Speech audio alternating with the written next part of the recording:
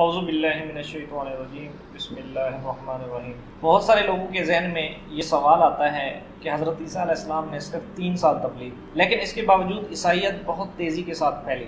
اس کی کیا وجوہات ہیں؟ اس کے بہت سارے جوابات ہیں، جن میں ایک جواب یہ ہے کہ حضرت عیسیٰ علیہ السلام کے شاگردوں نے عیسائیت کو بہت تیزی سے پھیلایا۔ تقریباً 73 عیسوی سے لے کے 100 عیسوی تک جتنے بھی واقعات ہیں اور تاریخ ہے، ان میں اگر چند لوگوں کو بحث میں نہ لایا جائے تو بہت ساری تاریخ یا بہت سارے معاملات سمجھنے میں بہت ہی کمی رہے۔ ان میں اہم شخصیت حضرت عیسیٰ علیہ السلام کے شاگرد ہیں، جنہوں نے عیسائیت کو پھیلانے میں اہم کردار ادا کیا۔ مختلف روایات بیان کی جاتی ہیں، جن میں ایک روایت یہ ہے کہ حضرت عیسیٰ علیہ السلام کے 12 شاگرد تھے، ایک یہ ہے کہ 17 شاگرد تھے، اور ایک روایت یہ ہے کہ 70 شاگرد تھے۔ لیکن جو روایت 70 شاگردوں کے بارے میں کہتی ہے وہ زیادہ کنفرم سمجھی جاتی ہے۔ ان 70 شاگردوں میں زیادہ تر مرد تھے اور کچھ خواتین بھی شامل تھیں، جو حضرت عیسیٰ علیہ السلام کی تعلیمات کو پھیلانے میں اہم کردار ادا کرتی رہی۔ لیکن 12 شاگرد وہ شاگرد ہیں جن کو حضرت عیسیٰ علیہ السلام نے منتخب کیا۔ وہ حضرت عیسیٰ علیہ السلام کے ساتھ رہتے تھے اور سفر کرتے تھے۔ اس دوران حضرت عیسیٰ علیہ السلام ان کو تعلیمات دیا کرتے تھے، ان کو اللہ کا پیغام سنایا کرتے تھے، اور ان کو مختلف حقائق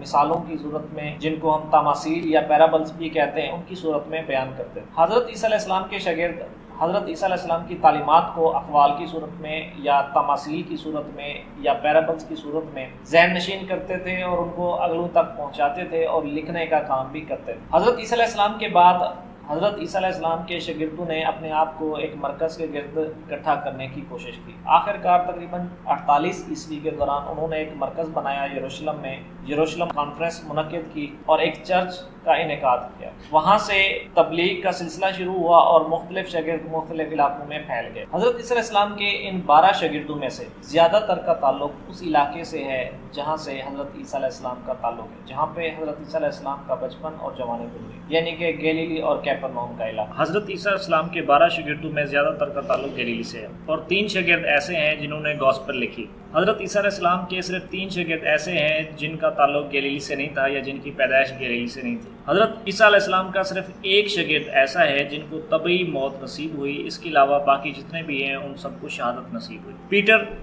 حضرت عیسیٰ علیہ السلام کا شاگرد ہے، جو تقریباً 1 عیسوی کو پیدا ہوا اور شام کے کسی علاقے میں پیدا ہوا، اور اس کی شہادت 65 عیسوی کو روم کے کسی علاقے میں ہوئی، اور اس کو نیرو کے دور میں اس کو قتل کر دیا۔ اینڈریو کی تاریخ پیدائش تقریباً 5 عیسوی ظاہر کی جاتی ہے، جو کہ گلیلی میں پیدا ہوا، اور 60 عیسوی کو اس کو شہادت نصیب ہوئی۔ اور اینڈریو وہ شخص ہے جس کو کراس شیپ یا ضرب کی شکل کی صلیب دی گئی۔ جان وہ واحد شاگرد ہے حضرت عیسیٰ علیہ السلام کا جو تقریباً گلیلی میں پیدا ہوا، 6 عیسوی کو پیدا ہوا، اور 60 یا 100 عیسوی کے دوران، کنفرم نہیں ہے ڈیٹ، یونان کے کسی علاقے میں ان کا انتقال ہوا۔ اور یہ وہ شاگرد ہیں جنہوں نے گوسپل بھی لکھی۔ اس کے علاوہ جتنے بھی شاگرد ہیں وہ شہید ہوئے۔ جیمز تقریباً 3 عیسوی کو گلیلی میں پیدا ہوا اور 44 عیسوی کو یروشلم میں ان کو شہید کر دیا گیا۔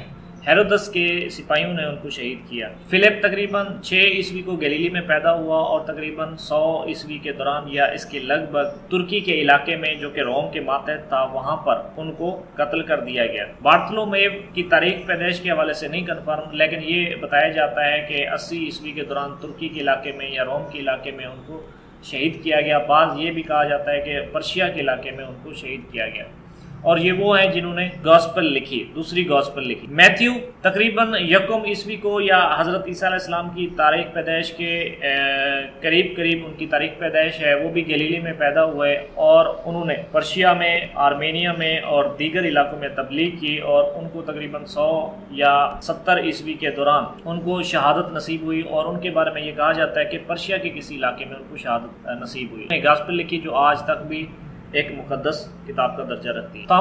تھامس کی تاریخ پیدائش کے بارے میں بھی کنفرم نہیں ہے، لیکن یہ بتایا جاتا ہے کہ 1 عیسوی کو ان کی ڈیٹ آف برتھ ہے اور وہ گلیلی میں پیدا ہوئے، اور 70 یا 80 عیسوی کے درمیان ان کی شہادت ہے۔ یہ وہ واحد شاگرد ہیں جن کے بارے میں بتایا جاتا ہے کہ یہ وہ فارس گئے یا عرب کے راستے انڈیا پہنچے، وہاں پر انہوں نے حضرت عیسیٰ علیہ السلام کی تعلیمات پہنچائیں اور وہیں پر ان کو شہادت نصیب ہوئی۔ جیمز 1 عیسوی کو گلیلی میں پیدا ہوئے اور 65 عیسوی کو یروشلم میں ان کو شہید کر دیا گیا۔ جوداس یہ تقریباً حضرت عیسیٰ علیہ السلام کی عمر کے ہیں، گلیلی میں پیدا ہوئے اور تقریباً 30 یا 100 عیسوی کے دوران آرمینیا کے علاقے میں یا پارس یا ترکی کے علاقے میں یہ شہید ہوئے۔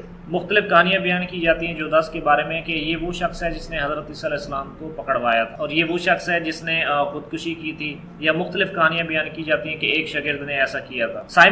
سائمن جودیا میں پیدا ہوا اور اس کی عمر بھی تقریباً حضرت عیسیٰ علیہ السلام کے لگ بھگ ہے، اور وہ بھی تقریباً شہید ہوئے 65 یا 100 عیسوی کے دوران ان کی شہادت ہوئی، اور ان کی شہادت یروشلم میں ہوئی۔ میتھیوس ان کی شہادت یروشلم میں ہوئی اور یہ کیپرنوم میں پیدا ہوئے۔ ان کی شہادت کے بارے میں کنفرم نہیں ہے، لیکن قریب یہ بتایا جاتا ہے کہ 100 عیسوی میں ان کی شہادت ہوئی۔ اس کے علاوہ 2 اور شخصیات ہیں جو ان 12 شاگردوں میں نہیں آتے، لیکن انہوں نے حضرت عیسیٰ علیہ السلام کی تعلیمات کو پھیلانے میں اہم کردار ادا کیا۔ ایک پال اور دوسرا لوک۔ پال نے حضرت عیسیٰ علیہ السلام کے بعد عیسائیت قبول کی، اور اس نے جو بھی لیٹر لکھے جس کو لیٹر آف پال بھی کہا جاتا ہے، ان کو بہت ہی مقدس حیثیت حاصل ہے۔ اس کے علاوہ لوک گاسپلز میں چوتھی گاسپل لوک نے لکھی۔ لوک حضرت عیسیٰ علیہ السلام کے 12 شاگردوں میں سے نہیں تھا، یا اس نے حضرت عیسیٰ علیہ السلام کی زیارت نہیں کی تھی، شاگردوں کی زیارت کی تھی، اور وہاں سے تعلیمات حاصل کر کے اس نے حضرت عیسیٰ علیہ السلام کی روایت ہیں وہ بیان کی ہیں، تو اس کو چوتھی گاسپل کہا جاتا ہے۔ حضرت عیسیٰ علیہ السلام کے شاگردوں نے بہت تبلیغ کی، مختلف علاقوں میں گئے اور عیسائیت کو بہت پرجوش انداز میں پھیلایا، اور غریبوں میں بالخصوص اس کو مقبول کیا۔ غریبوں نے بہت خوبصورت انداز میں اس کو قبول کیا، جذبے کے ساتھ عیسائیت میں شامل ہوئے، کیونکہ اس میں ان کو اپنی بقا نظر آ رہی تھی۔ حضرت عیسیٰ علیہ السلام کے شاگرد یا ان کے شاگردوں نے جو کتابیں لکھی ہیں جن کو بائبل بھی کہا جاتا ہے، اور اس میں 4 گاسپل شامل ہیں: gospel of Matthew, gospel of Mark, gospel of Luke اور گاسپل آف جان۔ ان میں 3 gospels, gospel of Matthew, gospel of Mark اور گاسپل آف جان، حضرت عیسیٰ علیہ السلام کے 12 شاگردوں نے لکھی۔ گاسپل آف لوک ان کے شاگردوں نے نہیں لکھی، ان کے شاگردوں نے لکھی۔ اس کے علاوہ ان 4 گاسپلز کے علاوہ جو مقدس کتاب شامل کی جاتی ہے وہ ہے ایکٹس آف اپاسٹلز، یہ بھی مقدس تحریر سمجھی جاتی ہے، اور اس کے علاوہ جو مقدس تحریر سمجھی جاتی ہے اس کو لیٹر آف پال کہا جاتا ہے۔ عیسائیت اور یہودیت کی تحریروں میں 2 ٹرمز استعمال ہوتی ہیں، ایک اولڈ ٹیسٹیمنٹ اور نیو ٹیسٹیمنٹ۔ اولڈ ٹیسٹیمنٹ کی وضاحت کی جائے تو وہ تحریریں ہیں جو حضرت عیسیٰ علیہ السلام سے پہلے